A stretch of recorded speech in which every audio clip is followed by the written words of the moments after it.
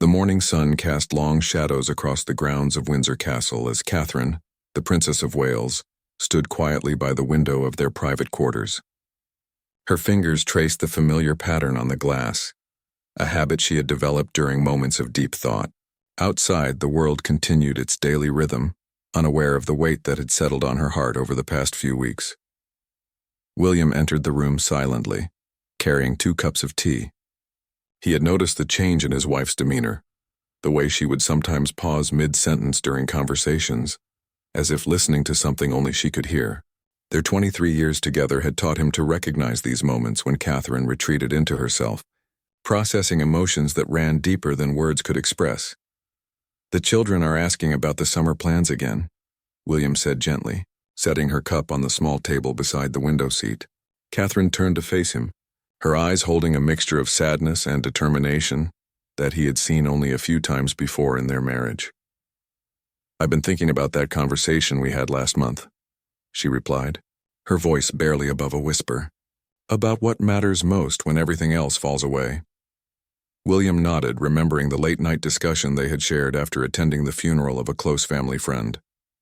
They had talked about legacy, about the difference between public duty and personal fulfillment, about the courage it takes to choose happiness over expectation. The couple had spent years navigating the delicate balance between their roles as senior members of the royal family and their desire to live authentically. Every public appearance, every charity event, every family gathering was carefully orchestrated, leaving little room for spontaneous moments of genuine connection. Catherine had often wondered if their children would remember them for who they truly were, or only for the titles they carried. "Sometimes I feel like we're living in a beautiful prison," Catherine continued, settling beside William on the window seat. "Everyone sees the crown jewels, the palaces, the ceremonies, but they don't see the moments when we just want to be ordinary parents worrying about ordinary things." William reached for her hand, understanding flooding his expression. Over the years, they had witnessed friends and family members struggle with similar tensions. Some had chosen duty above all else, finding meaning in service but sacrificing personal dreams. Others had walked away entirely, seeking freedom but losing the platform to make a difference. William and Catherine had always believed they could find a middle path, a way to honor their commitments while staying true to themselves. The catalyst for their current contemplation had come unexpectedly. During a recent visit to a children's hospital, Catherine had spent time with a young girl named Emma who was battling a rare illness. Emma had asked her a simple question. "Are you happy, Princess Catherine?" Like, really happy, not just smiling for the cameras happy? The directness of the question had caught Catherine off guard, and in that moment, she realized she didn't have an immediate answer. That evening, Catherine had shared the encounter with William, and they had begun what would become a series of deep conversations about their future. They talked about their children, George, Charlotte, and Louis, and what kind of example they wanted to set. They discussed their charitable work and whether they could be more effective operating from a different position. Most importantly, they examined their own relationship and what they needed to preserve the love that had sustained them through decades of public scrutiny. "I keep thinking about that couple we met in Canada," William said, referring to a pair of teachers they had encountered during a royal tour. They had been married for 40 years, and you could see the genuine joy in their eyes when they looked at each other. "I want that for us. I want our children to see that in us." Catherine squeezed his hand, grateful for his understanding. The decision they were contemplating was not one to be made lightly. It would affect not only their immediate family, but also the monarchy itself, their staff, and the many organizations that depended on their patronage. They had spent weeks consulting with trusted advisors, seeking counsel from family members, and carefully considering the implications of various paths forward. "We've given 23 years of our lives to this role," Catherine said, her voice growing stronger. "We've raised awareness for mental health, environmental conservation, and children's welfare. We've represented Britain on the world stage and fulfilled every obligation asked of us, but I keep wondering if there's a way to continue making a difference while also reclaiming some part of ourselves." William stood and walked to the bookshelf, pulling out a leather-bound journal they had been keeping together. Its pages were filled with thoughts, dreams, and reflections they had shared over the years. He opened to a recent entry where Catherine had written about wanting to wake up in the morning without immediately thinking about public perception or protocol. "Do you remember what you said on our wedding day?" William asked, returning to sit beside her. "You said that no matter what happened, we would always find our way back to each other. I think this might be one of those times when we need to choose each other over everything else." Catherine felt tears forming in her eyes, not from sadness but from the relief of feeling truly understood. As they sat together in the quiet of their private space, both William and Catherine felt the weight of a decision beginning to crystallize. They had always known that their love story was different from most, played out on a global stage with millions watching their every move. But at its core, it was still the story of two people who had found each other and chosen to build a life together. The conversation would continue over the coming days, involving careful planning and difficult discussions with family members, but in this moment they felt a sense of peace about the direction they were considering. They had spent years serving others. Perhaps it was time to serve their own happiness and show the world that even fairy tale princes and princesses sometimes need to write their own ending. The following morning brought an unexpected visitor to Kensington Palace. King Charles arrived earlier than scheduled for what was supposed to be a routine family meeting about upcoming state visits. However, William and Catherine had decided this would be the perfect opportunity to share their thoughts with the king, knowing that any major decision would ultimately require his understanding and support. Charles entered their sitting room with his characteristic warm smile, but his expression quickly shifted as he sensed the gravity of the moment. Catherine had prepared tea and biscuits, but the refreshments sat untouched as the three of them settled into the comfortable chairs that had witnessed many family discussions over the years. "Dad, we need to talk to you about something important," William began, his voice steady but filled with emotion. "Catherine and I have been doing a lot of thinking lately about our roles, our family, and what the future should look like for us." Charles leaned forward slightly, giving his son his complete attention. Catherine took a deep breath before speaking. "Your Majesty, we have loved serving the Crown and the people of Britain. It has been an honor and a privilege that we don't take lightly, but we've reached a point where we need to consider what's best for our family, particularly our children as they grow older." She paused, choosing her words carefully. "We're exploring the possibility of stepping back from our senior royal duties." The silence that followed seemed to stretch for an eternity. Charles studied both of their faces, seeing the careful consideration behind their words and the love they held for each other and their family. As a father who had navigated his own complex relationship with duty and personal happiness, he understood the weight of what they were contemplating. "Tell me more about what you're thinking," Charles said finally, his voice gentle but serious. William and Catherine exchanged a glance before William continued. "We want to remain involved in charitable work, but perhaps in a different capacity. We want our children to have more privacy as they grow up, to attend university and build careers without the constant pressure of royal obligations." Catherine added, "We've seen how the spotlight has affected other members of the family, and we want to break that cycle for George, Charlotte, and Louis. We want them to have choices about their futures that don't automatically include a lifetime of royal duty." Her voice carried the conviction of a mother determined to protect her children. Charles nodded slowly, remembering his own struggles with balancing personal desires and royal responsibilities. He thought about his years of waiting to become king, the sacrifices he had made, and the relationships that had suffered under the weight of expectation. "Have you considered the implications for the monarchy?" he asked, though his tone suggested understanding rather than criticism. "We have," William replied. "We believe the monarchy can be stronger and more relevant if it's smaller and more focused. Harry and Meghan's departure, while difficult, showed that the institution can adapt. We're not talking about abandoning our responsibilities overnight, but rather transitioning to a model that allows us to contribute while also having some personal autonomy." The conversation continued for over 2 hours, covering practical considerations, public reaction, and the impact on various charities and organizations. Charles shared his own experiences of feeling constrained by royal protocol and his admiration for how William and Catherine had modernized their approach to royal duties. He spoke about the importance of happiness in leadership and how authentic joy could inspire others more than dutiful obligation. Your mother would have understood this completely, Charles said at one point, referring to Princess Diana. She always believed that the most important legacy we can leave is showing our children how to live authentically and with purpose. The mention of Diana brought tears to William's eyes, as he remembered her struggles with the same tensions they were now facing. Catherine reached for William's hand as they discussed the potential timeline for such a transition. They envisioned a gradual process that would allow them to fulfill existing commitments while slowly transferring responsibilities to other family members. They talked about establishing a new foundation that could operate independently while still supporting causes close to their hearts. The children don't know yet, Catherine explained.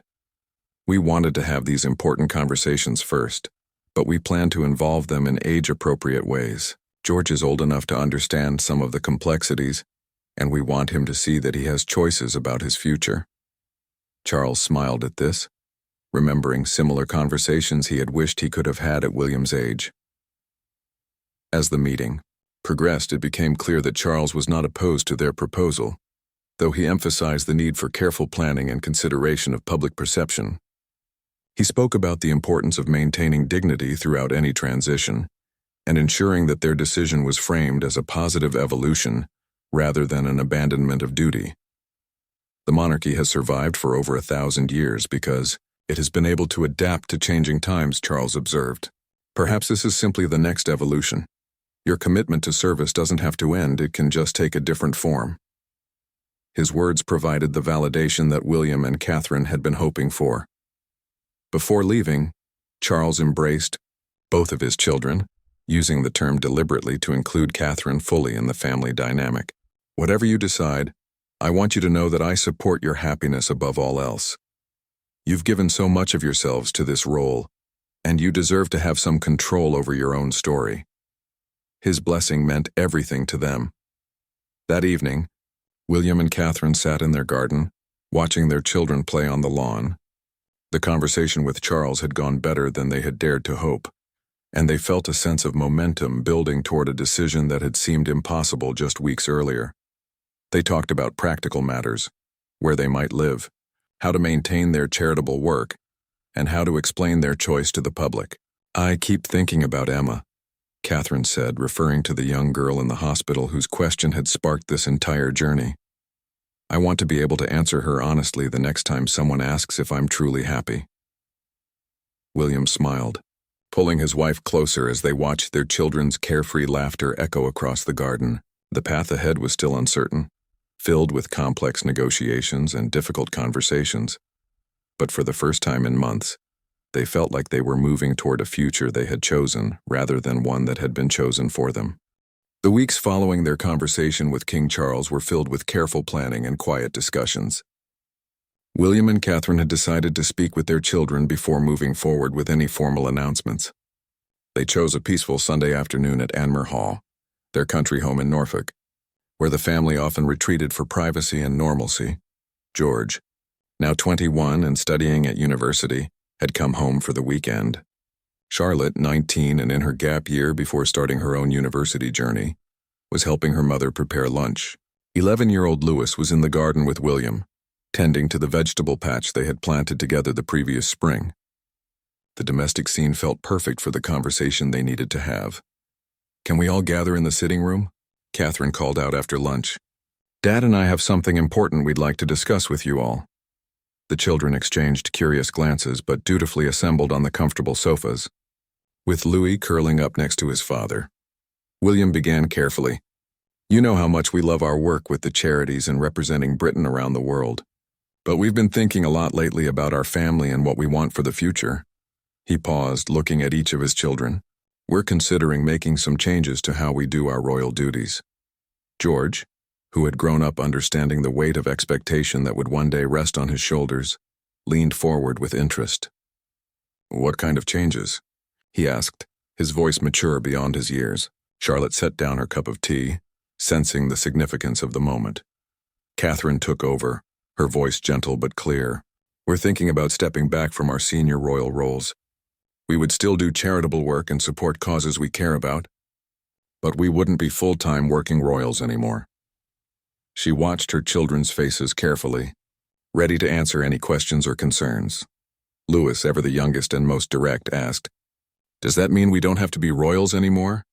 His innocent question made everyone laugh, breaking some of the tension in the room.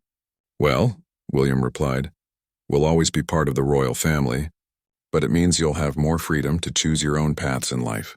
Charlotte, who had always been thoughtful and observant, asked the question that Catherine had been expecting. "Is this because of us? Because you want to protect us from all the attention and pressure?"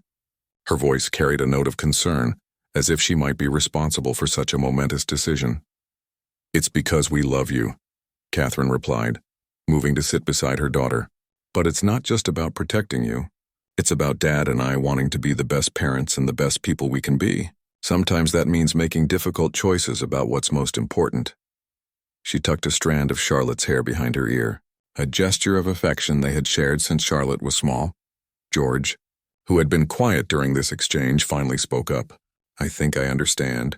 You want us to have normal lives, or as normal as possible. You want us to go to university and maybe have careers and relationships without everything being a public spectacle." His words showed a wisdom that impressed both of his parents. "Exactly," William confirmed. "We want you to have choices. If you decide you want to take on royal duties in the future, that should be your decision to make as adults, not something imposed on you from birth." He thought about his own childhood, when his path had seemed predetermined from the moment he was born. The conversation continued for over an hour, with each child asking thoughtful questions about timing, logistics, and what their daily lives might look like. Charlotte wondered about their charitable work and whether they would lose the ability to make a real difference. George asked about public reaction and whether the family would face criticism. Louis, practical as always, wanted to know if they would have to move houses. Catherine and William answered each question honestly, acknowledging that some aspects were still uncertain. They explained that they were in the early stages of planning and that any changes would happen gradually. They emphasized that the decision came from a place of love for their family and a desire to model authentic living for their children. "I have one more question," Charlotte said as the conversation began to wind down. "Are you happy about this decision? Because you both seem lighter somehow, like you've been carrying something heavy and now you can set it down." Her perceptiveness caught both parents by surprise. "Yes," Catherine replied without hesitation. "We're nervous about the unknown, and we're sad about some aspects of what we'll be leaving behind. But we're excited about having more control over our own story and being able to focus on what matters most to us." William nodded in agreement, reaching for his wife's hand. That evening, after the children had gone to bed, William and Catherine took a long walk around the grounds of Anmer Hall. The conversation with their children had gone even better than they had hoped, and they felt a sense of unity as a family that strengthened their resolve.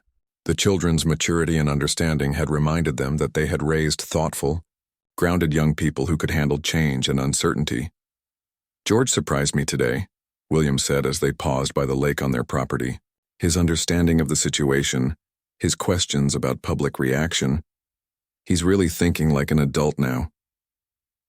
Catherine smiled, remembering the toddler who had once clung to her skirts during public appearances, and Charlotte's insight about us seeming lighter.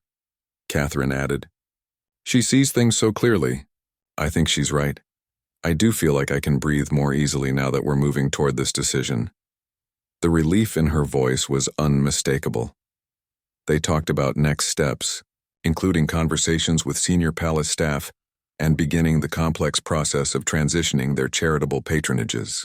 They discussed the possibility of a public announcement in the coming months and how to frame their decision in a way that would minimize negative impact on the monarchy while being true to their motivations. "I keep thinking about what legacy we want to leave," William said as they headed back toward the house. "I want our children to remember us as people who chose love and authenticity over duty and expectation. I want them to see that sometimes the bravest thing you can do is change course when you realize you're not living the life you want." Catherine stopped walking and turned to face her husband in the moonlight. "I want them to remember us as partners who supported each other through difficult decisions. I want them to see that a strong marriage can survive anything, including walking away from everything the world expects of you." She reached up to touch his face gently. As they entered the warmth of their home, both William and Catherine felt a deep sense of gratitude for their family and their relationship. The path ahead was still challenging, with many conversations and decisions yet to come, but they knew they were moving in the right direction. Their children's support had given them the final piece of confidence they needed to move forward with their plans. The quiet Sunday at Anmer Hall had marked a turning point in their journey, transforming a private contemplation into a family decision that would shape all of their futures. The autumn leaves were beginning to turn golden when William and Catherine made the decision to confide in their closest friends and staff members. They had scheduled a private dinner at Kensington Palace with a small group of people who had been with them through the most significant moments of their royal journey. These were the individuals who had seen them at their most vulnerable and had helped them navigate the complexities of public life while maintaining their personal relationships. Sarah, Catherine's longtime private secretary, arrived first. She had been with the princess for over a decade, witnessing everything from the early days of royal engagements to the birth of each child. Behind her professional demeanor, Sarah had developed a genuine affection for the family, often going beyond her duties to ensure their well-being. As she entered the familiar dining room, she sensed immediately that this was not going to be an ordinary gathering. Tom, William's equerry and close friend from their military days, arrived shortly after. He had served alongside William in the Royal Air Force and had transitioned into royal service when William's duties increased. Their friendship had provided William with someone who understood both sides of his life, the man behind the title and the prince fulfilling his obligations. Tom's loyalty was absolute, but so was his commitment to William's happiness. Jamie and Lucy, a couple who had been friends with William and Catherine since their university days, completed the small gathering. They represented a connection to the life the royal couple might have lived if circumstances had been different, successful in their own careers, raising children away from public scrutiny, making decisions based purely on personal preference rather than constitutional obligation. As they gathered around the dining table, Catherine noticed how relaxed everyone appeared, enjoying wine and sharing stories about their children and recent travels. It reminded her of the countless evenings they had spent together over the years, creating a bubble of normalcy in lives that were anything but normal. These friendships had sustained them through scandals, celebrations, and everything in between. "We asked you all here tonight because you're family to us," William began when the conversation naturally paused. "What we're about to share with you isn't public knowledge yet, but we trust you completely." He looked around the table at faces that had become so familiar, so cherished.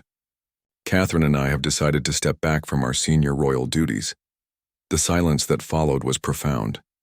Sarah set down her wine glass carefully, her professional training helping her maintain composure even as her mind raced through the implications. Tom leaned back in his chair, studying his friend's face for any sign of doubt or hesitation. Jamie and Lucy exchanged glances, their expressions showing surprise but also something that looked like understanding. Catherine continued, "It's not a decision we've made lightly. We've spent months discussing it, involving the children, speaking with the king. We believe it's the right choice for our family, and we hope you'll understand." Her voice carried the slight nervousness of someone seeking approval from people whose opinions mattered deeply. Sarah was the first to speak, her voice emotional despite her professional demeanor. "Ma'am, may I ask what prompted this decision? You've both seemed so committed to your roles, so effective in your work." Her question came from a place of genuine concern rather than professional obligation. "We are committed to service," William replied, "but we've realized that service can take many forms. We want to continue our charitable work, but we also want to be present for our children in a way that our current roles don't always allow. We want to model for them that it's possible to change course when you realize you're not living authentically." Tom, ever practical, asked about timing and logistics. "Have you thought about how this will affect your security, your staff, your patronages?" His military background had trained him to consider operational details, but his concern was clearly personal as well as professional. "We're working through all of that," Catherine assured him. "We want to ensure that everyone who depends on us, including all of you, has adequate time to make any necessary adjustments." "This won't happen overnight," she paused, looking directly at Sarah. We hope some of you might consider continuing to work with us in whatever new structure we create. Lucy, who had remained quiet until now, leaned forward. Can I say something as your friend rather than as someone who works with you? She waited for their nods before continuing. I've watched you both for years, and while you've always been gracious and effective in your roles, I've also seen the cost. The way you have to calculate every word, every gesture, every decision, based on public perception rather than personal preference. If you're finding a way to reclaim some of that autonomy while still contributing to society, I think it's incredibly brave. Her words seemed to unlock something in the group, and suddenly everyone was talking at once. Jamie shared observations about how their children had grown up in the spotlight, comparing it to his own family's privacy. Tom talked about the pressure he had witnessed William navigate, the way every personal loss or joy had to be processed publicly. Sarah spoke about the institutional changes she had seen over the years, and her belief that the monarchy could adapt to this evolution. As the evening progressed, the conversation became more personal and more emotional. Catherine found herself describing the moment in the children's hospital when young Emma had asked if she was truly happy. She explained how that simple question had forced her to examine whether she was living the life she wanted, or simply the life that was expected of her. William shared his concerns about George's future, his desire to ensure that his son would have genuine choices rather than a predetermined path. He talked about watching his father struggle for decades with the balance between personal fulfillment and royal duty, and his determination to model a different approach for his own children. What scares me most, Catherine admitted at one point, is the public reaction. People have invested so much in our story, in the fairy tale aspect of our relationship. I worry that they'll see this as a betrayal, rather than an evolution. Her vulnerability in sharing this fear demonstrated the depth of trust she felt with this group. Sarah reached across the table to squeeze Catherine's hand. Ma'am, if I may, I think people will understand more than you expect. The world has changed since you first took on these roles. People value authenticity and mental health in ways they didn't before. Your willingness to prioritize your family's well-being might inspire others to make similar choices in their own lives. Tom nodded in agreement. And your service record speaks for itself. No one can question your commitment or your impact. This isn't about abandoning responsibility. It's about redefining it. His words carried the weight of someone who had witnessed their dedication firsthand. As the evening wound down, each guest privately approached William and Catherine to offer their personal support. Sarah assured them that she would help with the transition in whatever way was most helpful. Tom promised his continued friendship and assistance, regardless of any professional changes. Jamie and Lucy invited them to visit their country home, offering a retreat where they could plan their next steps away from any palace pressures. After their guests had left, William and Catherine sat together in their living room, processing the evening's conversations. The support they had received from their closest friends and advisors had strengthened their resolve and given them confidence that their decision would be understood by people who mattered to them. I feel like we've crossed another bridge tonight, Catherine said, curling up beside William on the sofa. Sharing this with them made it feel more real, more possible. William nodded, feeling a sense of relief that their inner circle had not only accepted their decision, but had actively supported it. The conversations of that evening had provided them with practical guidance, emotional support, and most importantly, the confidence that they were not alone in this journey. Their friends and staff had reminded them that their value as people extended far beyond their royal titles, and that their impact on the world could continue in whatever form they chose. The decision to schedule their final official royal engagement brought both relief and profound sadness to William and Catherine. They had chosen to end their senior royal duties with a visit to the very children's hospital, where Catherine had met Emma, the young girl whose simple question had started their journey toward this moment. It seemed fitting that their last official act would be at a place that represented everything they had loved about their royal roles: the opportunity to bring comfort, attention, and resources to people who needed it most. The weeks leading up to the announcement had been intense. Palace communications teams had worked around the clock to craft a statement that would explain their decision with dignity while minimizing potential damage to the monarchy. William and Catherine had insisted on writing much of it themselves, wanting their authentic voices to come through rather than the usual formal palace language. "We have been privileged to serve the Crown and the people of Britain for over 2 decades," the statement read in part. "Our decision to step back from senior royal duties comes from a place of deep love for our family and profound respect for the institution of the monarchy. We believe that service can take many forms, and we look forward to continuing our charitable work in a new capacity while providing our children with the privacy and freedom to choose their own paths." The media reaction had been intense but largely sympathetic. Many commentators had praised their transparency and their evident commitment to their children's well-being. There had been criticism, of course, but it was tempered by respect for their years of dedicated service and the grace with which they had handled the announcement. On the morning of their final engagement, Catherine stood in front of her dressing room mirror, looking at the elegant blue dress she had chosen for the occasion. It was one of her favorites, a color that had always made her feel confident and comfortable. As she fastened her pearls, a wedding gift from the Queen, she thought about all the times she had prepared for public appearances in this same room. In this same way, William entered quietly, adjusting his tie. They had developed a routine over the years of checking each other's appearance before public events, a small intimacy that had helped them feel connected even in the most formal circumstances. Today, however, the routine felt weighted with finality. "Are you ready for this?" he asked, his voice gentle. Catherine turned to face him, and he was struck by how peaceful she looked. The anxiety that had shadowed her features for months had been replaced by a calm determination. "I am," she replied, and meant it completely. "I keep thinking about Emma, wondering if she'll be there today." "I finally have an answer to her question." William smiled, remembering the young girl whose honesty had sparked such profound changes in their lives. The drive to the hospital was different from their usual public journeys. Instead of reviewing briefing notes or discussing the schedule, they sat quietly together, watching London pass by their window. They noticed things they had missed during years of focusing on their official duties. Small details of architecture, people going about their daily lives, the rhythm of a city that had been their home, but that they had experienced primarily through formal events and controlled environments. When they arrived at the hospital, the usual crowd of photographers and well-wishers was larger than normal.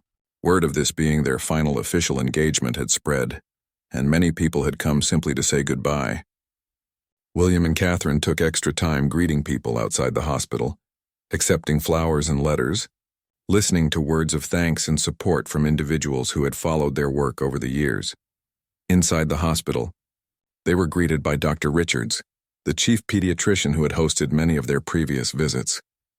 "Your Royal Highnesses," he said, "we can't thank you enough for everything you've done for our hospital and our patients over the years. Your visits have brought so much joy and attention to our work." His words were formal, but his expression conveyed genuine gratitude and affection.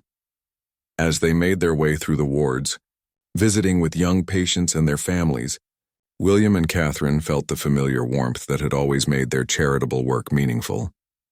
They sat with teenagers undergoing treatment, reading stories to younger children and talking with parents who were navigating their own difficult journeys. These interactions had always been the heart of their royal duties, the moments that made all the protocol and ceremony worthwhile.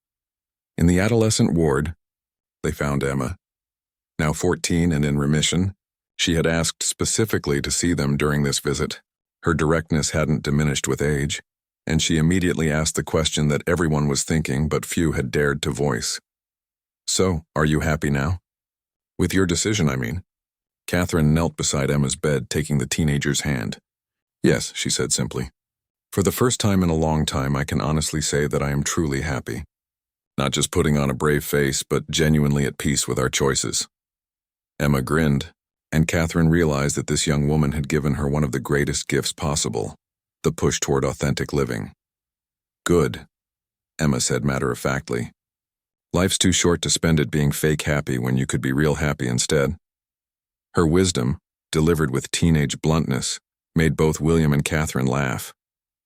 They spent another 20 minutes with Emma, talking about her recovery, her plans for the future, and her advice for their family's new journey.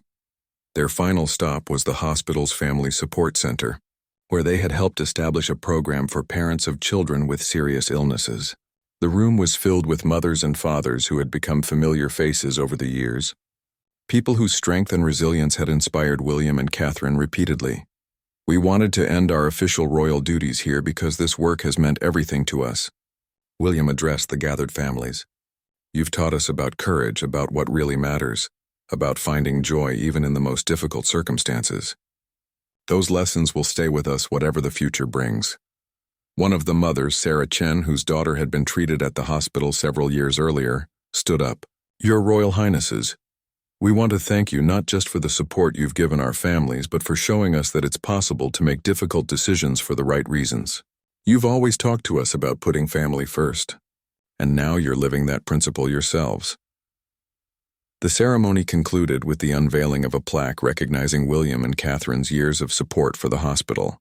As they pulled the covering away, revealing their names permanently inscribed in the institution's history, both felt the significance of the moment. This would be their lasting legacy from their royal years, not the ceremonies or state occasions, but the lives they had touched and the positive changes they had helped create. As they prepared to leave the hospital for the last time as senior working royals, Dr. Richards presented them with a scrapbook created by the staff and patients. Its pages were filled with photos from their visits over the years, letters from families expressing gratitude, and artwork created by young patients. The gift represented the human connections that had made their royal service meaningful. Walking out of the hospital, William and Catherine waved to the crowd that had waited for them. The cheers and applause felt different this time, warmer, more personal, filled with genuine affection rather than mere respect for their titles. People shouted words of support for their decision, wishes for happiness in their new life, and promises to continue following their charitable work. In the car driving away, Catherine opened the scrapbook and found a page dedicated to Emma. The teenager had written, "Thank you for showing me that princesses can be real people too. I hope your happy ending is everything you want it to." Tears filled Catherine's eyes as she realized that their decision to leave had somehow completed the fairy tale rather than ending it. The final engagement had been everything they had hoped for, a celebration of their service, a demonstration of the impact they had made, and a graceful conclusion to a chapter of their lives that had been filled with both privilege and sacrifice. The morning after their final royal engagement, William and Catherine woke up in their bed at Anmer Hall to an unfamiliar sound. Complete silence. For the first time in over 20 years, there were no scheduled appearances, no briefing papers, waiting for review, no protocol officers checking their calendar. The absence of obligation felt both liberating and slightly disorienting. Catherine made coffee in their kitchen, a simple domestic task that felt revolutionary after years of having every detail of their lives managed by staff. William joined her, still in his pajamas at 10 in the morning, something that would have been unthinkable during their working royal years. They sat at their kitchen table, newspapers spread before them, reading coverage of their transition with a mixture of curiosity and detachment. The headlines were largely positive. "A new chapter for William and Kate," read one. "Royal couple chooses love over duty," proclaimed another. The articles detailed their years of service, their charitable achievements, and speculation about their future plans. Most commentators praised their honesty and their evident commitment to their family's well-being. "Look at this," Catherine said, pointing to an editorial in the Times. "The writer says we've redefined what modern royalty can look like. She argues that our decision shows evolution rather than abandonment." William read over her shoulder, feeling a sense of validation that their choice was being understood as they had hoped. Their phones had been buzzing constantly with messages of support from friends, family members, and colleagues from around the world. Former President Obama had sent a note praising their courage. The Prime Minister had issued a statement thanking them for their service while respecting their decision. Even celebrities and fellow philanthropists had reached out, many sharing their own stories of choosing personal fulfillment over public expectation. The children were spending their first full day of their new lives with varying degrees of excitement.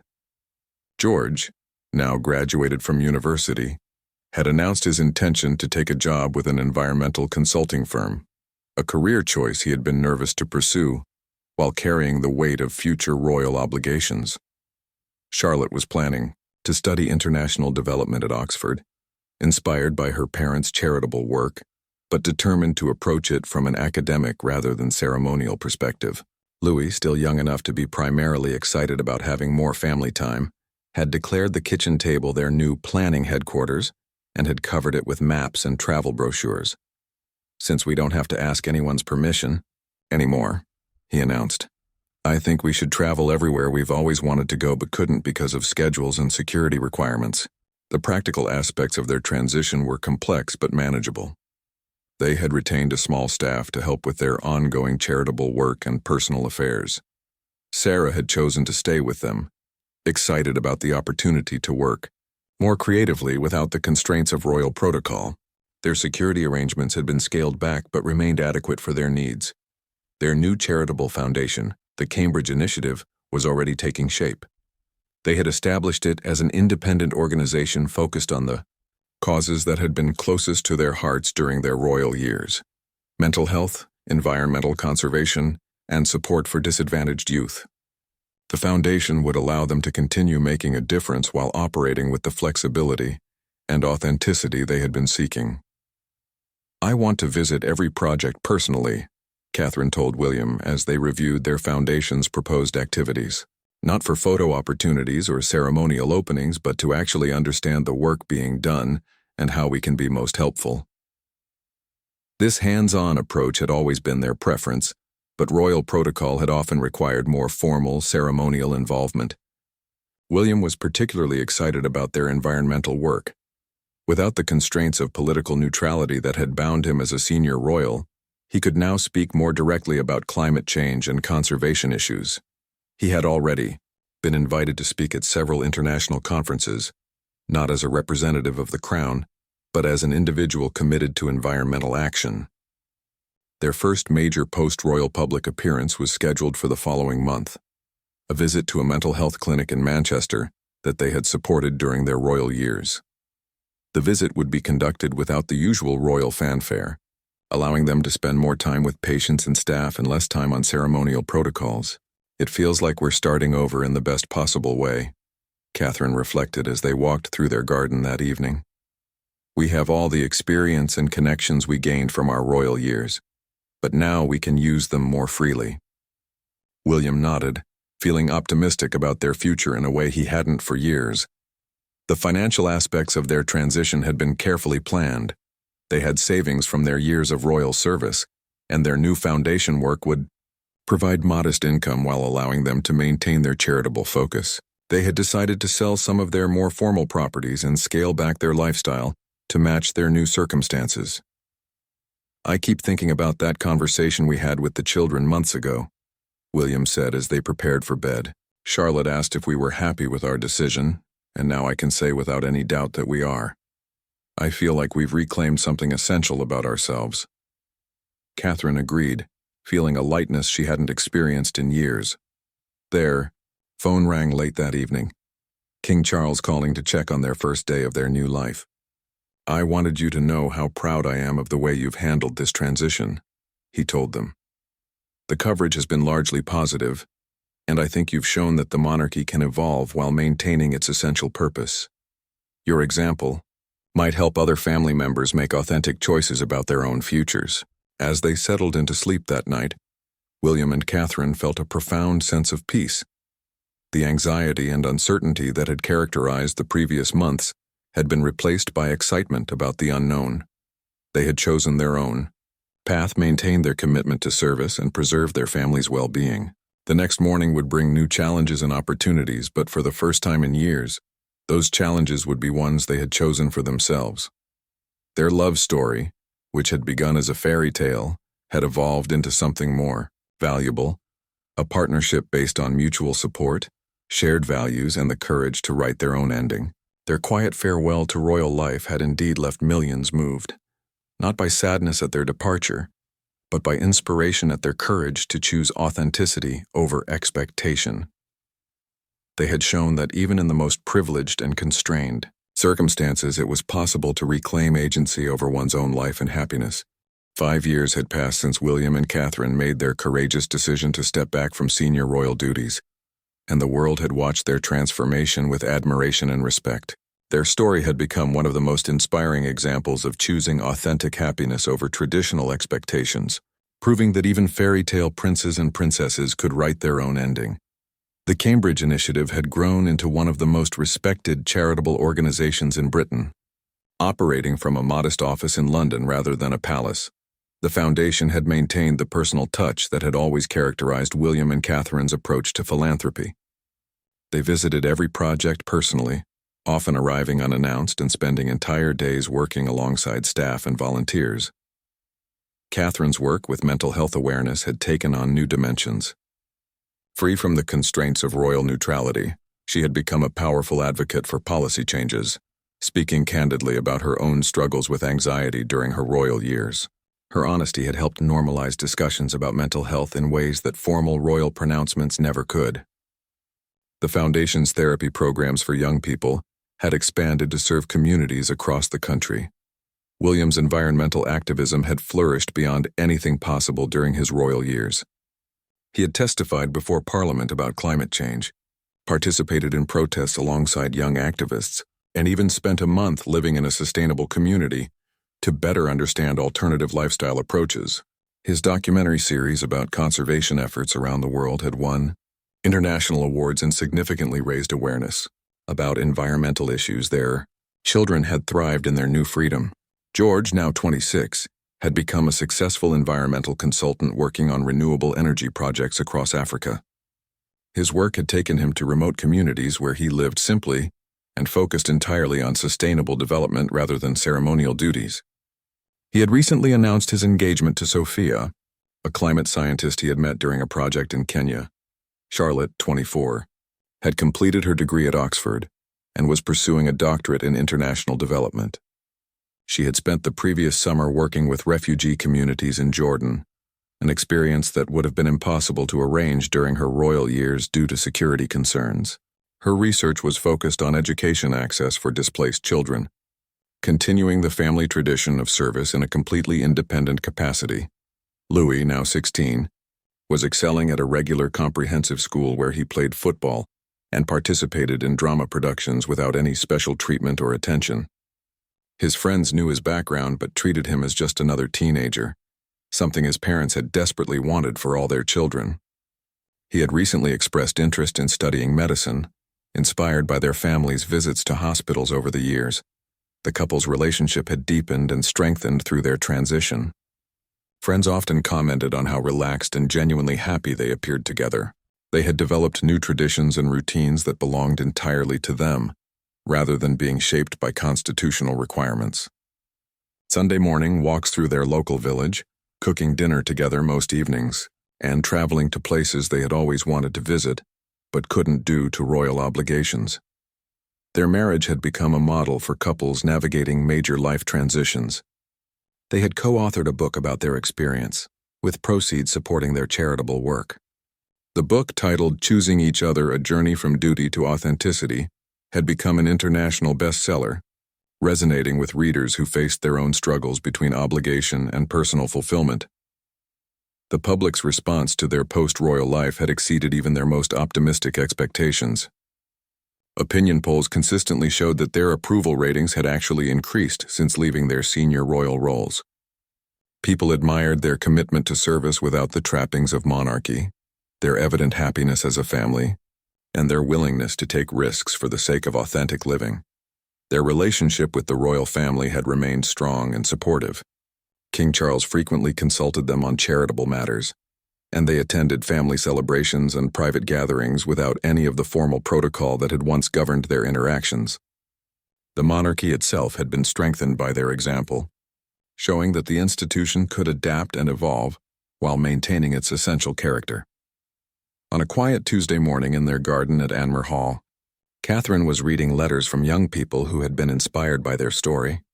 Many of the writers were facing their own decisions about whether to follow expected paths or pursue their authentic dreams. Their correspondence had become an informal mentoring program, with Catherine and William offering advice and encouragement to people navigating similar transitions. "Listen to this one," Catherine said to William, who was pruning roses nearby. It's from a young woman in Australia whose family expects her to take over their family business, but she wants to become a teacher. She says our story gave her courage to have an honest conversation with her parents about her own dreams. William smiled, remembering the anxiety they had felt before their own difficult conversations with family members. William joined Catherine on the garden bench, looking out over the grounds where their children had grown up and where they had made some of the most important decisions of their lives. "Do you ever regret it?" he asked, a question they had explored many times over the years, but that still felt worth revisiting. "Never," Catherine replied without hesitation, "not even for a moment. I look at our children, at our work, at our relationship, and I know we made the right choice. We're exactly where we're supposed to be." She leaned against William's shoulder, feeling the contentment that had become their daily experience. Their transformation had inspired countless others to examine their own lives and consider whether they were living authentically or simply meeting expectations. Support groups had formed for people making career changes, leaving family businesses, or choosing unconventional paths despite social pressure. Their story had become shorthand for the courage required to choose happiness over obligation. As evening fell over Norfolk, William and Catherine prepared dinner together in their kitchen, a routine that never lost its sense of novelty after years of formal dining. Louis was setting the table while video calling with George and Charlotte, all three siblings maintaining close relationships despite their different paths and locations. "You know what I realized today?" Catherine said as they sat down to eat. "That little girl Emma was right all along. Life really is too short to spend it being fake happy when you could be real happy instead. We just needed time to figure out how to get from one to the other." William raised his glass in a quiet toast to their journey, their choices, and the happiness they had found on the other side of fear. Their quiet farewell to royal life had indeed moved millions, not through grand gestures or dramatic announcements, but through the simple power of two people choosing love, authenticity, and family above all else. Their story had become a testament to the possibility of rewriting even the most seemingly predetermined narratives, proving that courage and love could triumph over convention and expectation. In choosing themselves and each other, William and Catherine had given the world something more valuable than royal ceremony. They had given hope that anyone could find the strength to live their own authentic story, regardless of what others might expect or demand. Their legacy would be measured not in the duties they had fulfilled, but in the lives they had inspired to choose genuine happiness over comfortable conformity.